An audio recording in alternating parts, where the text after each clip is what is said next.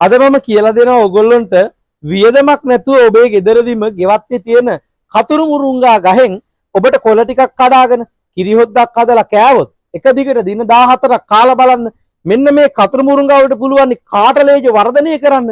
ඒ නිසා ඔබටත් පුළුවන් ගෙදරදීම දනිස් අමාරු දනිස් නමෙන්නේ නැති දනිස් වල කැක්කුම තියෙන අයට කාටලේජ වර්ධනය කරන්න නම් මෙන්න මේ කතුරු මුරුංගා කොළ මිටක් ඔබ දිය කිරට දාලා හදලා ආහාරයට ගන්න අද්දුටු ප්‍රත්‍යක්ෂ අද්භේතක් තමයි කතුරු මුරුංගා කියන්නේ. මේ දනිස්වල කටස් පටස් ගාලා සද්ද ඇහෙනවනම් කන්න මෙන්න මේ කතුරු මුරුංගා හොද්ද හදාගෙන දින 14ක් මේක කරන්න අද්දුටුයි ප්‍රත්‍යක්ෂයි. දින 7ක් හෝ 14ක් කතුරු මුරුංගා ආහාරයට ගත්තොත් කිසිම අගුණයක් නැහැ, කිසි වියදමක් යන්නෙත් නැහැ.